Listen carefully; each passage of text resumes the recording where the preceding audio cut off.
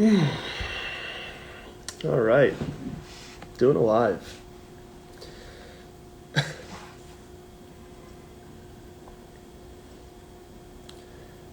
What's up, Pierre? Emily, hello, welcome. Gonna be waiting a couple seconds here. Gonna start this off with just a couple really bad but really good jokes, kind of all together in one thing. Here he is, yes. Here he is. Hey everybody, welcome to this live. Diego from Astoria, what's up? Glad you're here. Hey Reuben. How's it going, everybody? Welcome. All right, so two jokes before we get started and talking about something. All right, so hey Holly. Hey guys. So how do you tell if a vampire is sick? By how much she'd be coughing. Now look, I'm a special breed of person. I don't know if you guys are gonna find this funny. I thought that one was really funny. By how much he be coughing. And the last one, a ham sandwich walks into a bar and orders a beer, and then the bartender says, "Sorry, we don't serve food here." Just a knee slapper. It's amazing. All right, enough of the bad jokes. I know they were bad. I know. I'm not proud of them. I didn't create them either. So, but in any case, welcome everybody. No real agenda here. Just talking. Hey everybody. Hey Maria. If anybody has any questions, definitely write them in the chat as I'm going to be going. Otherwise, I'm going to just kind of do like a brain dump of what's been going on my end. And, I've been getting a lot of questions, so I'll be addressing those. A lot of questions I've been getting through my DMs. I'll be addressing them here as well. Again, no real clear plan here. So again, if you have any questions, ask away, and I'll definitely be answering them. So, one of the things I've been doing, which if you've been following me over the last week that you've probably seen, is these ice cold showers. So I've been getting a lot of questions about that. So I started doing these ice cold showers after I started to listen to, I've been watching him for a long time. His name is Wim Hof. He's the Iceman. I've been watching him for a long time, and now I finally decided to actually do it and start taking these cold showers. They're supposed to be great for your immune system, decrease stress, just overall really, really good for the body, which is why I started to do that.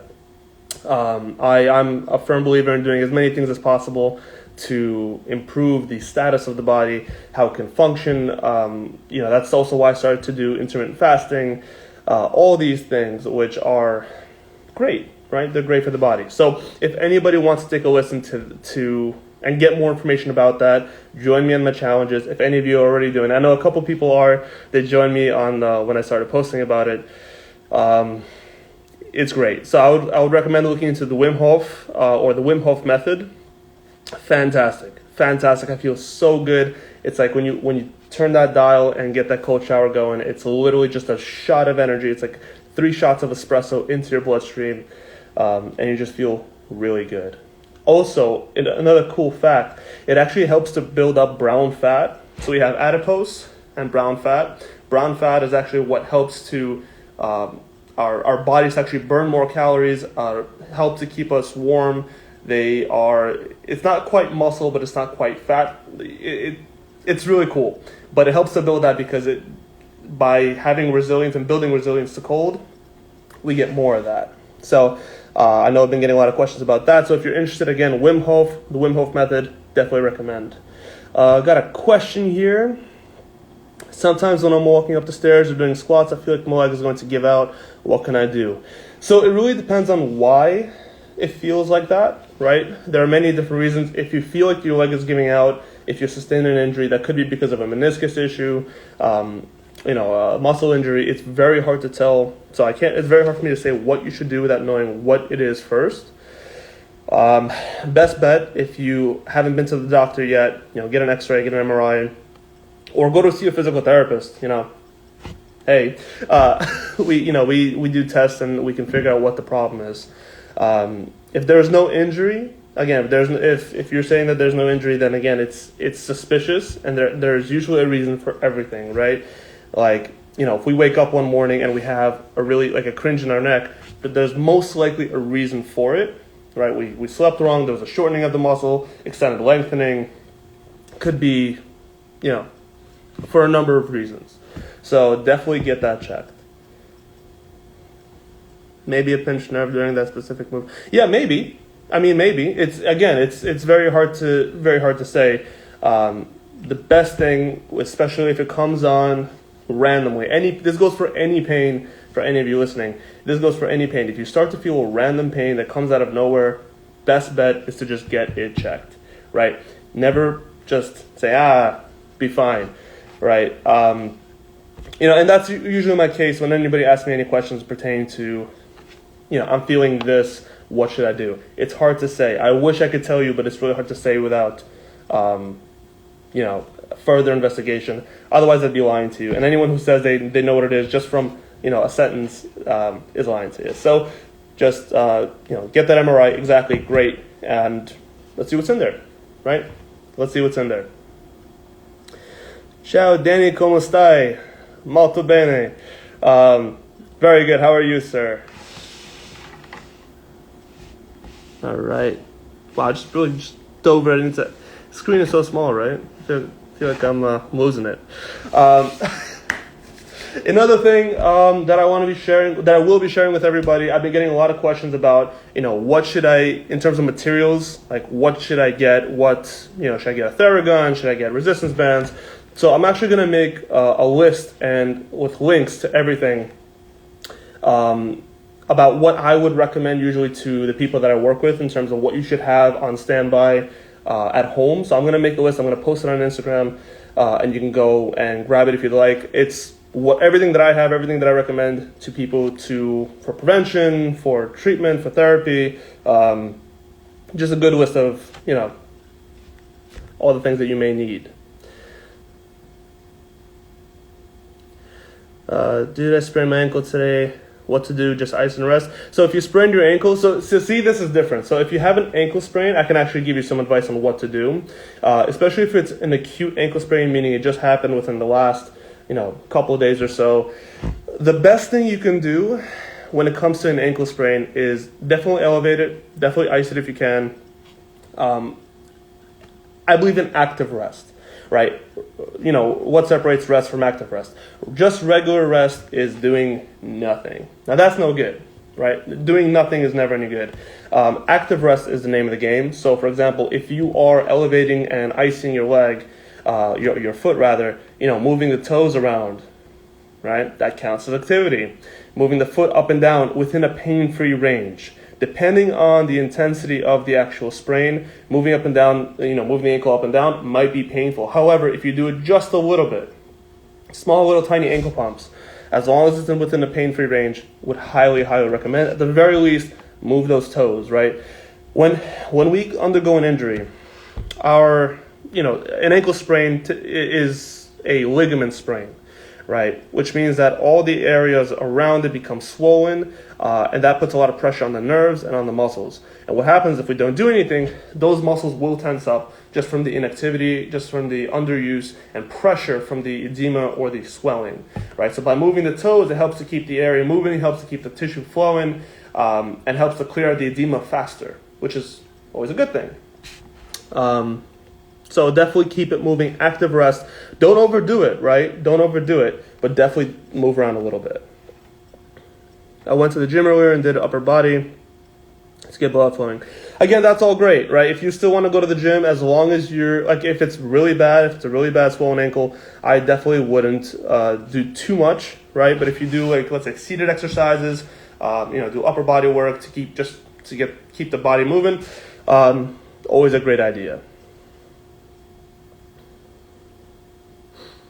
Is osteopathy really healthy and useful for mobility? Well, look, mobility is the key to everything, right? Being mobile, right? Having a mobility within the joints, right? Because mobility is different from flexibility. Having mobility in the joints is extremely important, right? I would argue mobility is actually more important than flexibility, right? But with mobility also needs to come stability, right? So for an example, like this is a move for mobility, right? Getting the arm and trying to slide it past your head here, right? This is an example of mobility. Stability, for example, if I grab my bottle here, excuse the mess behind me. If I grab my bottle here, right, very lightweight, hold it out in front of me and do little arm circles, right? Do you hear the water going back and forth? Right? So that the water going back and forth actually forces my shoulder to work in a different manner, whereas opposed to if it was just, let's say, a 5-pound weight and going around the circle, right? So this is an example of stability, right? Even with a 5-pound dumbbell and you're doing this, it's still a form of stability work, which really helps to solidify the integrity of the shoulder. And especially when it comes to the shoulder, just in case you guys didn't know, the shoulder is the most mobile joint in the entire body, right? Flat out. It's the most mobile joint in the entire body, which means, because of that, it is also the most prone to injury, right? The more ways a certain joint can move, the more prone it is to injury. So if we can secure our shoulders, we should secure every joint, but if we can secure our shoulders, we actually decrease the chance of injury and decrease the chance for any kind of dysfunction within the actual shoulder itself. What do you think about PT students getting specialties? Hey, it's honestly up to you. It's not, look, specialties aren't necessary. For example, I have my own practice. I run my own office. I don't have any extra specialty letters behind my name, yet I can treat everything, right? So it really is up to you. You can get it for further education, which is awesome. That part is great. But in terms of just having the letters after your name, it, in my opinion, makes little difference. Again, aside from the education, makes a big difference, right? So while I don't have the letters after my name, I still do a lot of research, right? I try to do as much evidence-based practice as possible, right? In terms of how I treat people, but it's to specialize and get the letters, the extra letters after your name. It's a personal choice. I think it's a great way to get more information, more education. But it is a personal choice, but it's not absolutely necessary to make you a fantastic PT. You can be an amazing PT without it still. I started the cold shower challenge today, did 1 minute 30 seconds. Wow, just went for it. That's great. That's really, really good. Keep that up. That's really awesome. That's really awesome. For anybody just joining, no plan for today in terms of what this live is about. It's just a brain dump of whatever is in my head. And if you have any questions, please write them in, and I'd love to answer them for you. That's been pretty much so far all the questions that I've answered. In terms of kind of like the current situation with COVID, I'm actually, and I recommend everybody who is going to the gym to do this as well, definitely get used to doing more at-home stuff, right? With COVID numbers spiking, I fell into this trap where, I was going to the gym very steadily, and then COVID hit and the gym shut down, and then I had a deep drop in motivation to do anything. And that was because, my baby got taken away from me. No more home in the gym, right? So it forced me to really think, okay, like if the gym closes down again, which it might, at least here in New York, it's looking like it, how can I make sure that we keep going, right? So for any of you also, like if the gym is going to close down, right, and you've been making such great gains, or you just started, don't be discouraged if gyms do close down. Make a plan for yourself. Like I'm actually, right before this live, I was writing out a little schedule. Like I have a schedule with sets and reps for everything that I do when I'm in the gym, but I actually started to write down sets and reps and different exercises for also when, if the gyms do close down, I have a solid plan of what I can do at home. I highly recommend it for anybody who is worried about that, right? Be prepared with a plan, and you can't fail. Breathing was rapid and then started controlling it. Yeah, so that's really what I found too. It's how to control the breathing as much as possible when the water hits. It's really hard at first. It still takes me about 5 seconds to control the breathing down and to make the breathing work for me instead of just like having it random, which is normal. That's supposed to happen. But I figure that the faster you can get that breathing in and control it, I think that's like Wim's message was, trying to really control it as much as possible. For sure. All right, anybody else got any questions? Come on, questions. Also, I'm doing a live podcast with, it's going to be really, really good. I'm going to be talking about a lot of the things that I personally believe in terms of my approach to physical therapy and how I treat people. There's going to be a lot about what's missing from the medical world and what's missing from the PT sphere. I've worked in a few places before I opened up my practice through my clinical rotations and other places, and there's something that's really, really missing. You'll have to be there on Wednesday or just listen to the recording. But yeah, there's a lot of really cool things that I really want to talk about. And if you've been following me for a while, or if you just followed me checking out my posts, you'll see kind of, you'll get a sense for what I'm going to be talking about. I'm very much for not just treating the people that come for help into my office, not just treating you, right? PTs are supposed to treat you, but there's just something missing to make that experience that much better, which I try to do every single time, is to really be there for you, right? But in any case, I don't want to spoil it. There's going to be plenty to talk about during that podcast.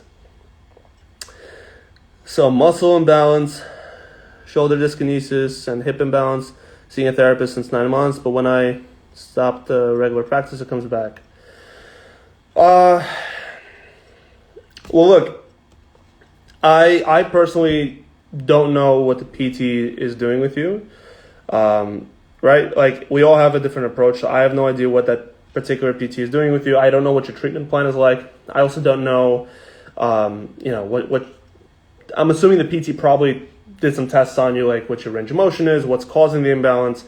But in any kind of imbalance, right, whether it's, weak musculature, whether it's, lax ligaments, whatever it may be, you really have to identify where is the deficit, right? So if you're having, let's say, if you have some kind of instability within the hip, right, there's usually a reason why that instability is there, right? Once you can actually identify, okay, why is this happening, you also need to kind of compensate for everything, especially if there's been imbalance for a long period of time.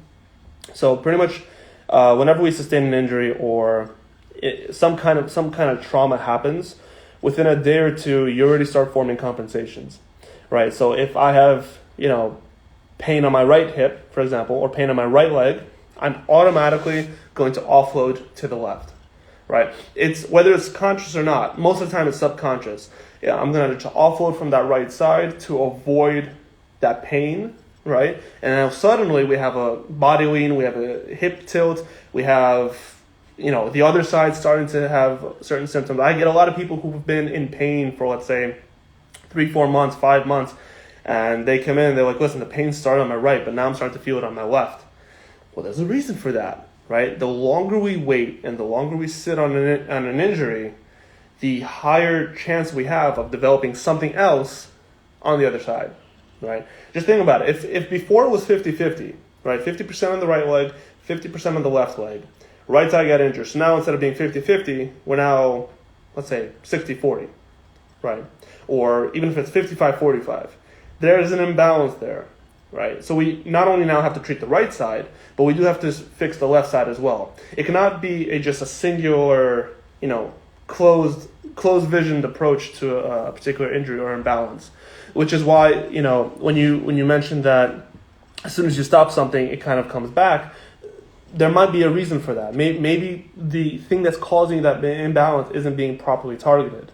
I can't say for sure. Again, I don't know your treatment plan. I don't know exactly, what is happening with you in particular.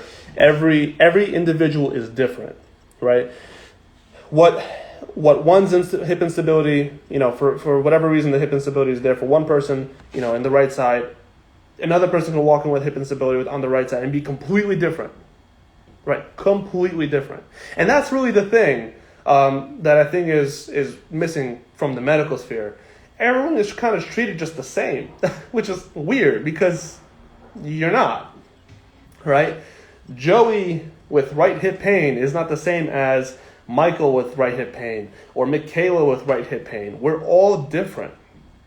We're all built different. We're all function different. We all have different activities in our daily life that are all different. Everything's different.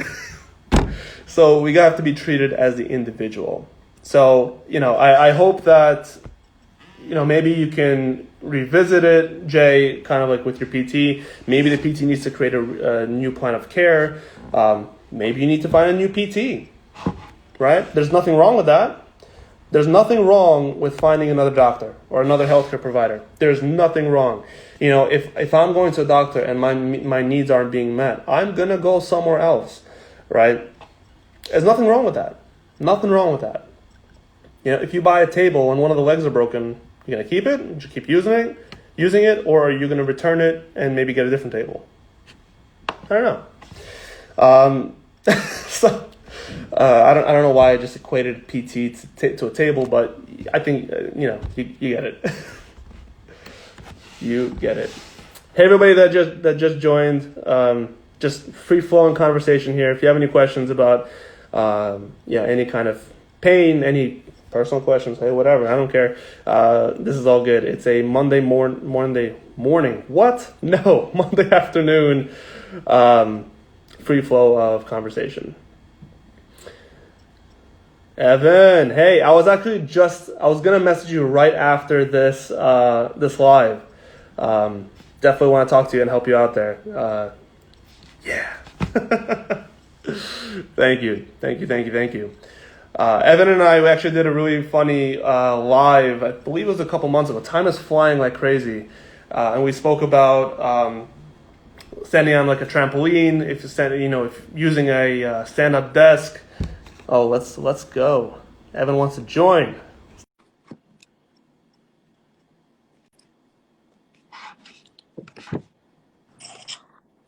There he is. Hey.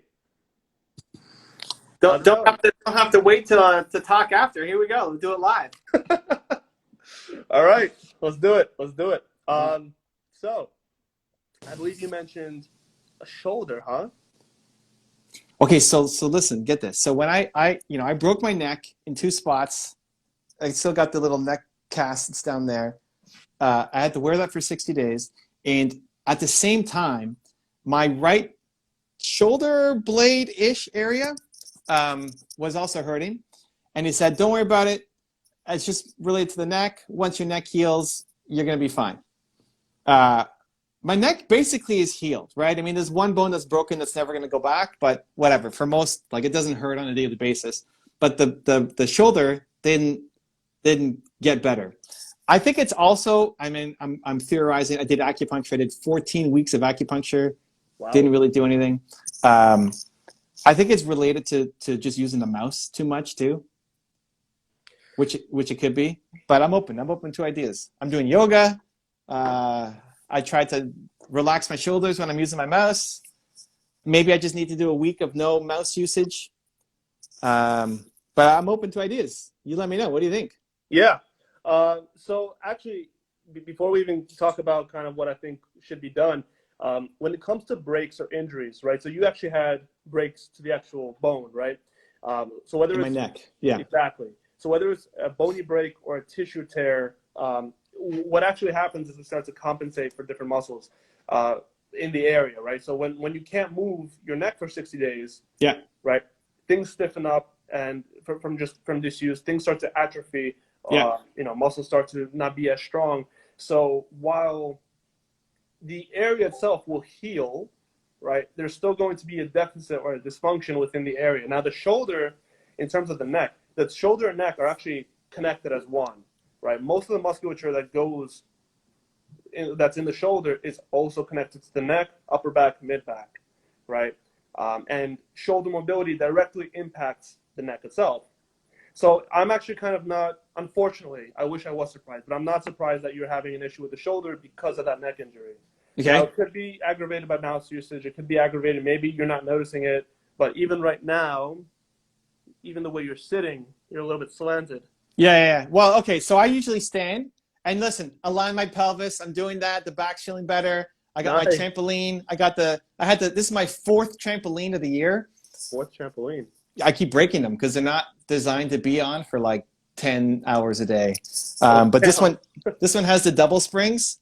So the goal is 20,000 jumps a day. What am I at right Wow. now? I'm at 17,009. You can see that. Yeah, sorry. Wow. So I got this. So I'm standing on this. I got my stand-up desk. I actually got this thing too for you put your elbow on here. Oh, interesting. So it supports your here, and then I get the mouse and I move around kind of like that.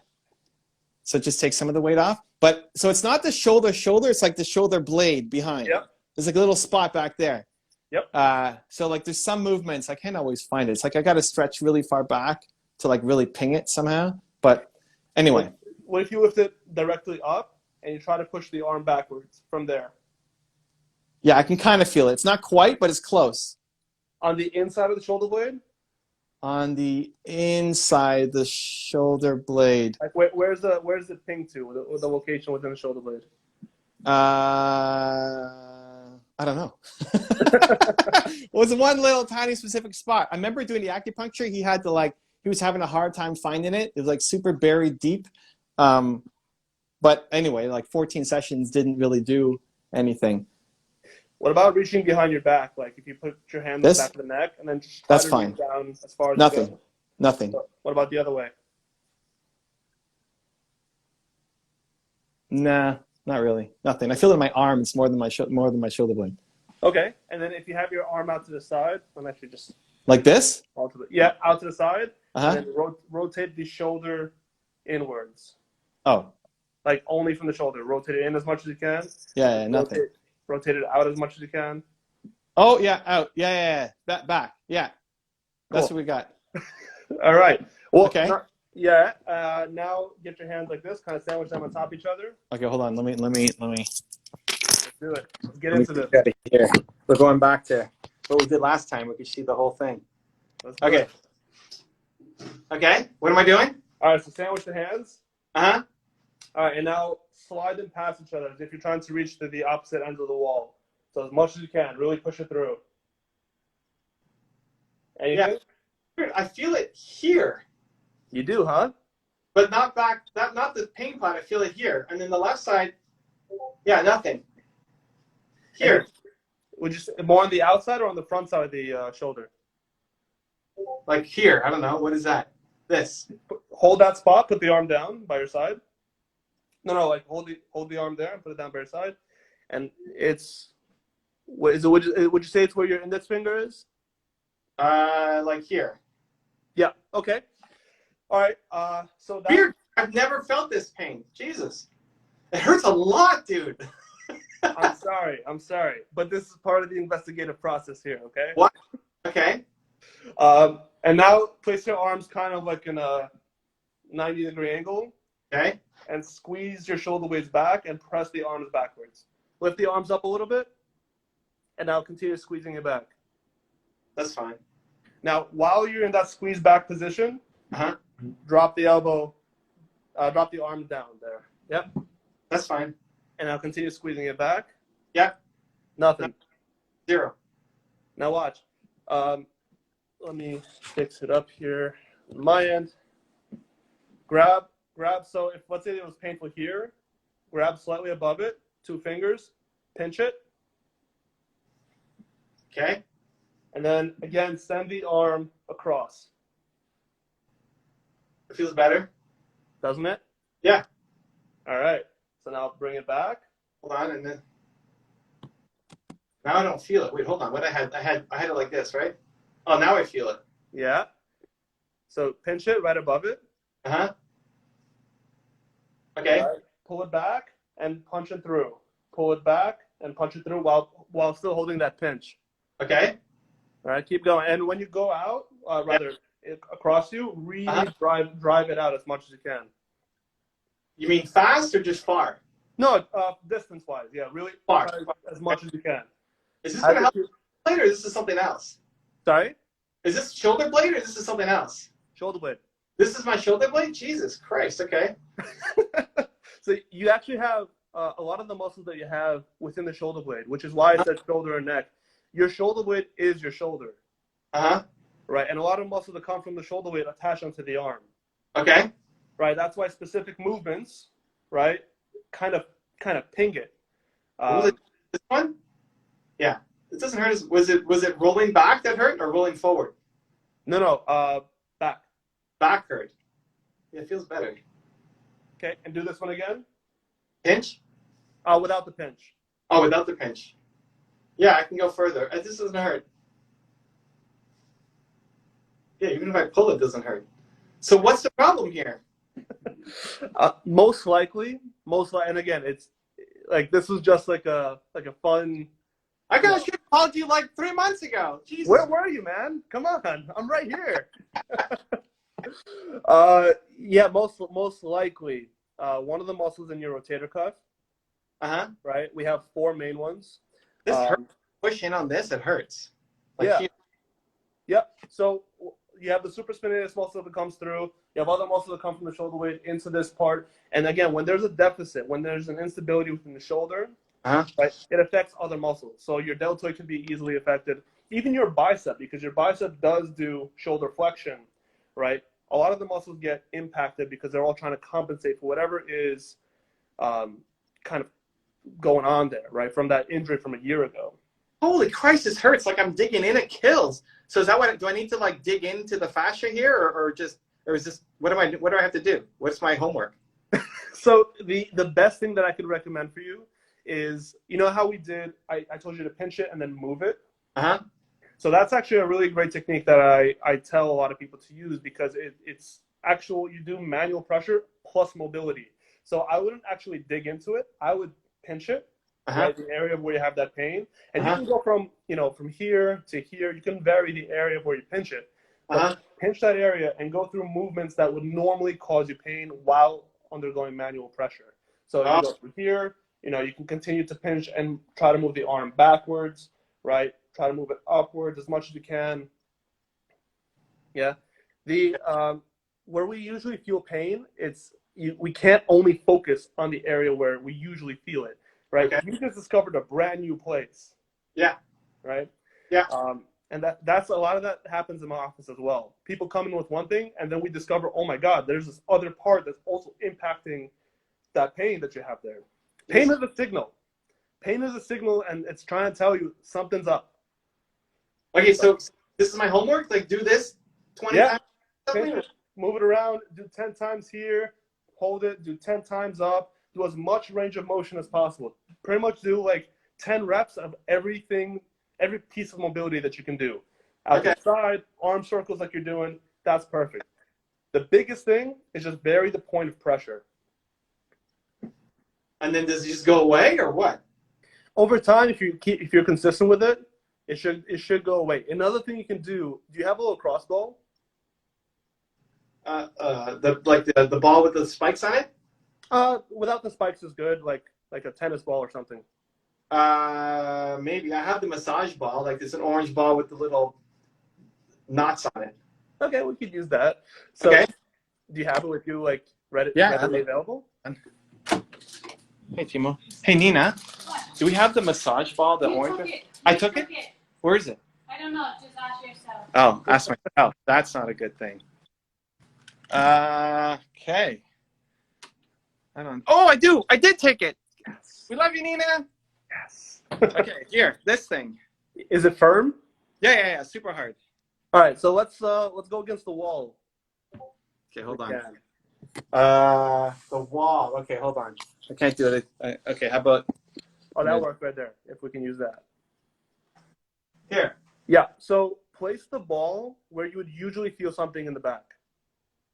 Oh, in the back, not this. Nope, in the back. The back.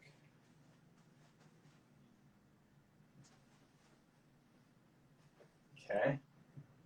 Let me know when we're there. Yeah, okay. There. We'll go with this. Okay. Is the spot tender? A little bit. It doesn't hurt a lot, but if I pushed in, it would. A little bit, right? Yeah. All right, so while you have that maintained pressure, a lot of people think to roll on it. I say no, let's do mobility. So while you're on that point, go up and down with the arm this way, up and down to your side, right? Do like 2 more times, all the way up, all the way up. There we go, yep, all the way up, full range of motion. Okay. There we go. Now bring it across your body, right? Let that shoulder blade expand while it's being anchored down. Okay. All right, now back. I feel the pain on the back. where the ball is? Yeah, where the ball is. Yep. Especially the further I go, the more it hurts. Yeah, because you're like anchoring down the muscle, and then you're requiring it to stretch. So you're actually it's a little bit tender, the movement, but it's actually going to help to relieve a lot of tension that's there. Okay. Right. This one feels okay. This one doesn't hurt. This one hurts. This one hurts. Oh, Christ. So yeah, that's because your shoulder blade is literally moving out, so that muscle is being manually stretched. Okay. Which is really good. Okay. And what, just do it 10 times a day and hold it? Yeah, 10 times, just move it through. And then what you can do is go through like 3 or 4, maybe even 5 spots. So shift that ball, let's say, upwards a little bit. Okay. Right, apply that same, just a nice, gentle pressure, right, and continue moving it through. Move the arm through. Yeah, okay.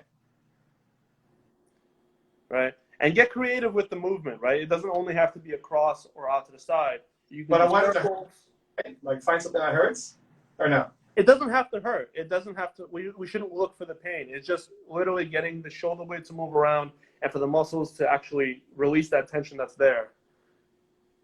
Okay. Yeah, so all of those things are really, really good. Okay. All right, so now, like, move around the arm, do this sandwich and shift again. Yeah, it feels better. Right? Do this one. Go down. Yeah, that hurts a little bit, but better than before. Good. This, if I overextend, like if I go this far back, it starts to hurt. Yeah, but that's a pretty good amount of. And where does it hurt? In the front or in the back? That's a good question. Hold on. I feel like it hurts up front, but it's a stretch here. Yeah. So you're probably just approaching your like natural limit of range. Oh, but hold on. Yeah, it's still here. It's still like in here. Well, listen. Now that you found it, there's things that you can do for that. Right? Yeah. Okay, so the biggest thing. So I just have to keep doing this, and then I'm gonna get better. Yeah, it'll get better. The tension will start to go away. You'll get more mobility because most likely there is a deficit in terms of range of motion, what each arm can maximally do, right? Again, just purely from the compensations. It's crazy. I've been out of that neck brace for at least 6 months. Yeah, but listen, I mean, 60 days is a good amount of time, right? To be in a neck brace. Boy, dude, no, it's like a year and a half. Wait, when did I get back to my trip? No, that was last year. It was last year. So it's been like a year and a half that I haven't had the neck brace on. Listen, I've had people who are in pain for years because of an injury that happened a long time ago, right? It seems crazy to think that from an injury that happened a year and a half ago, that this thing is, as a byproduct of that injury, is still going on, right? But it's not unusual. It's actually quite typical for that to happen. So should it just be like schedule it in 5 times a day, or should it be whenever I feel tension or whenever it hurts, then do it? Listen, I would do it when it comes to the neck and the shoulder. I would do it kind of like first thing in the morning, right? You know, after laying in bed for however long you sleep. You know, you're in a particular position for an extended period of time. I would do this just straight out of bed in the morning. Okay. And then as many times as you can fit it in throughout the day. It shouldn't be too exhausting or too aggressive, but move it whenever you can. The more mobility, the better. Hurts, dude. Jesus. So this is the same thing as the ball. It's like it's tightening the muscle and then forces me to stretch. Exactly, yeah. You're providing manual pressure, right? The ball would not be comfortable here, but you're providing manual pressure. You're anchoring down the muscle, and then you're moving it through ranges of motion. Right. Right. Okay. All right. I'll give it a shot. Evan, you should have contacted me earlier. Come on, guys. Listen, guys. You have a problem. Don't wait. Call Danny Shapiro right away. Come on. Let's get in the house. Let's go. There you go. Now, how are you doing your salsa dancing in COVID? What do you mean? Well, how are you doing? You like to do all your dancing, right? How do you borrow salsa dance when you got nobody? Like, how do you do it in COVID? With the cameras off and everything. No, I know you do because I own a salsa dance studio here in Toronto, right? I mean, I know you do it for the videos, but how about actually dancing? So I wish I had more time to do it. I do it occasionally. Like if I have an extra 10, 15 minutes, I'll throw on a wall, so like a quick step or a jive or something, and just dance it out. Yeah. It's been super crazy and hectic on my end, which is great. But I actually have my office, and then I have another floor above that where I have a gym. So I usually do whatever dancing I do, it would actually be in that gym where there's tons of space. So right. Tell Alexa to turn on the music and on it goes. Nice. And why were you live night? What are you doing live? Like you have a schedule or something? I mean, I just saw you live, so I joined in. But what were you doing before I I jumped in? Oh no, nothing. Just literally, I was sharing some stuff. I started doing Wim Hof's ice cold shower, so I was sharing that with everybody. What I'm doing. I'm documenting it pretty much. I'm doing it for the next 30 days. Documenting it, and hopefully for the next 6 months. But yeah, it's just literally just a brain dump of whatever my thoughts are, answering questions. Which, by the way, if anybody has any questions, definitely shoot them over. But yeah, just I haven't done a live in a long time. I felt just like, you know what? Why not? I'm off on Mondays now. Let's do it. I'm glad I happened to be on Instagram at that time. It's perfect. Yeah, me too, Evan. Definitely happy you hopped on. Hopefully it helps, and we're gonna definitely talk more about it because I want to make sure that, man, it's I always feel for people who are in pain for a long time, especially from an injury from a long time ago. Let's cut that out, man. Let's cut it out. All right, cool. Well, thank you, Danny. Appreciate you, man. Thanks for bringing me in and giving me some advice. Of course, Evan. My pleasure. And yeah, we'll talk very soon. Oh, you got your next one. I got lower back pain. What should I do the same? All right, I'll let you handle it. Thank you, Danny. Take care, man. My pleasure, Evan. Have a good one. Oh, that was great. So lower back pain, should I do the same? So you can definitely do the same if you have a ball. It depends where that low back pain is coming from. Like Evan told me that his particular issue is coming from quite a traumatic injury with he broke his neck. So depending on where that pain is coming from, right? But in any case, putting a ball into that area, as long as it's not too painful, it should be pretty firm but gentle pressure. It can be tender. You can do the same thing. So if you put it into your back, also make sure you put it into your hips. A lot of times people have low back pain because of hip tightness or hip pain that they don't even notice because the low back pain is what they're feeling. But low back pain is not uncommon to happen from the hip. So definitely make sure you put the ball in there too.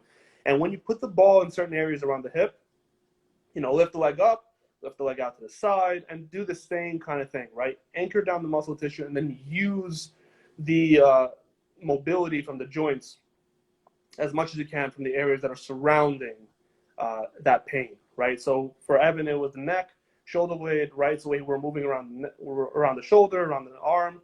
We could also move around the neck, right? But if you're having low back pain, I'll definitely move around the leg. You can move side to side, do little side crunches while standing up. All good things to try and do. Definitely. All right. Crazy live. All righty. Any other questions? My phone is dying here real quick. So definitely want to answer anything before it does. Hey, Mike.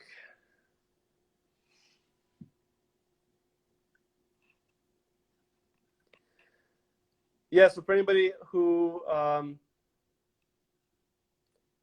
you tell if I have pain in my lower shin, what do I do? So for the shin, I mean, for the front of the lower half of the leg, it's very common for there to be a problem with your tibialis anterior muscle. Hey, Hannah. My pleasure. For the tibialis anterior muscle, so things like heel walking, right? Like standing up in your heels with your toes up in the air and just literally just walking down, a hallway or something. That's really good. I actually made a post, I think 2 or 3 days ago. I think 2 or 3 days ago, where you can actually, if you raise up the foot with the resistance band and slowly drop it down, raise it up again, slowly drop it down, and keep doing that. That should also help to relieve a lot of pressure from the actual lower half of the leg. It could be anywhere from like the base of the ankle to the knee. That would help a lot.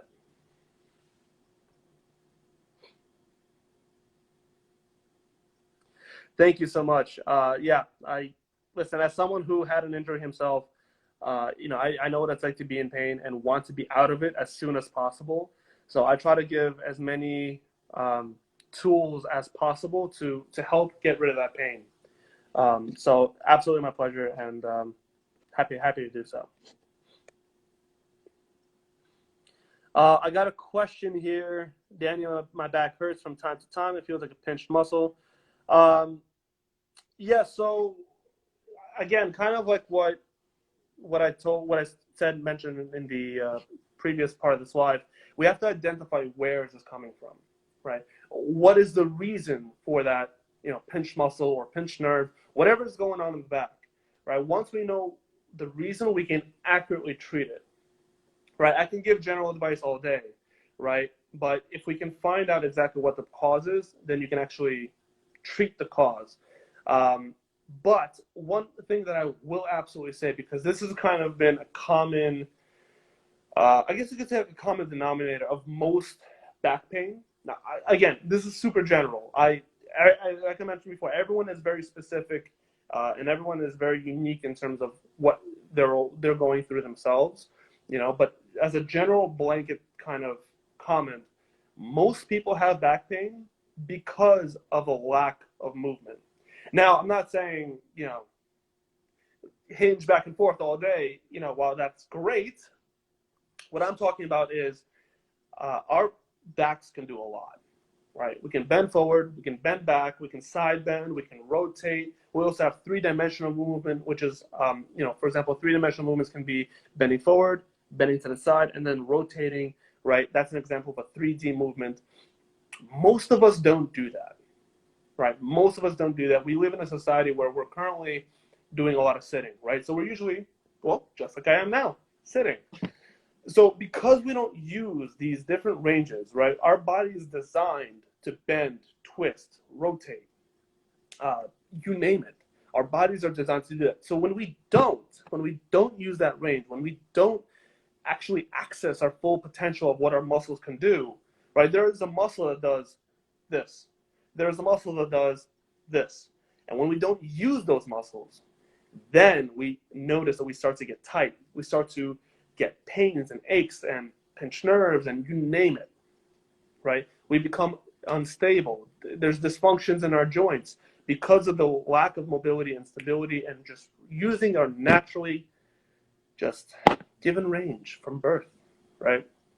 So when it comes to back pain, if you want to avoid it, right? If you don't have back pain, wonderful. Let's use all of our range of motion. Let's get to twisting on the controlled manner. Let's get to side bending. Let's get to bending forward. Let's get to bending forward, reaching for our toes across the body. Let's get to all of that, right? And decrease the chance of just falling into that painful pattern of usually sitting, usually laying down, usually standing. And let's fix our bodies. So, and if you are in pain, right? If you are in pain, you still, I would say, definitely use range, whatever range of motion that you have, right? Twist, right? Also, another thing, big thing, breathing, right? Breathing in and then moving. Helps a lot. I was working with a woman digitally, purely digitally, no, physical contact in terms of she didn't come to my office, lived very far away. And we just focused on breathing in addition to movement. Just basic ranges, basic movement. Pain dropped by 70%. within 20 minutes, right? Breathing has a lot to do with it. So breathe, breathe, breathe. You're the most humble and modest person I've seen. Oh, thank you so much. Thank you so much. I really, really appreciate that. Alrighty. So if anybody has any last minute questions, I hope this has been helpful. I hope this has been helpful. I hope I've been able to shed some light on some things. The Evan coming on was completely unexpected. That was, it was a great time. Hopefully all of you enjoyed it. You're my fave PT ever. Bob. Oh. Love you, Bob. Good morning. 5 a.m. from Java. Nice. Wow. Good morning. My pleasure, Barbara. And Bob, you know, I cannot wait. And, you know, I really cannot wait to go back to Amsterdam. Cannot wait to go back. Maybe we'll throw around the rugby ball. Not playing rugby with you, though. I still want to live and be able to walk around. I'm not playing rugby with you. But, yeah, cannot wait to see you. But alrighty, I'm gonna head off. I guess it's what, 5 o'clock here. Thank you so much. Yeah, I think I'm definitely gonna try to do more lives. What I'm probably gonna do is I'll probably during the week I'll put a little question box of people, whoever has any questions, and I'll address that in the lives. So this has been fun. This has been really, really fun, and maybe we can even have people join with me here. So that'll be fun. Thank you. Yeah, my next dance might be tonight. In a couple hours, maybe. Oh, thank you, Bob. Thank you so much. Yes, Christina, you got it. Again, these are the things that you can put into that box that I'm going to put up as like a thing that you can put into on the stories. Definitely put that in. Remind me, because I will definitely speak about that as long as you put it in there. Yeah, we'll be addressing a lot of different kinds of pains. Also, if you're a PT student watching this or on here now, definitely ask me questions about student life. There's also a lot of stuff that I want to talk about as a student, in terms of the student experience that we all need to be aware of, and to really not take shit from our CI. Yeah, I said it. But all right, perfect.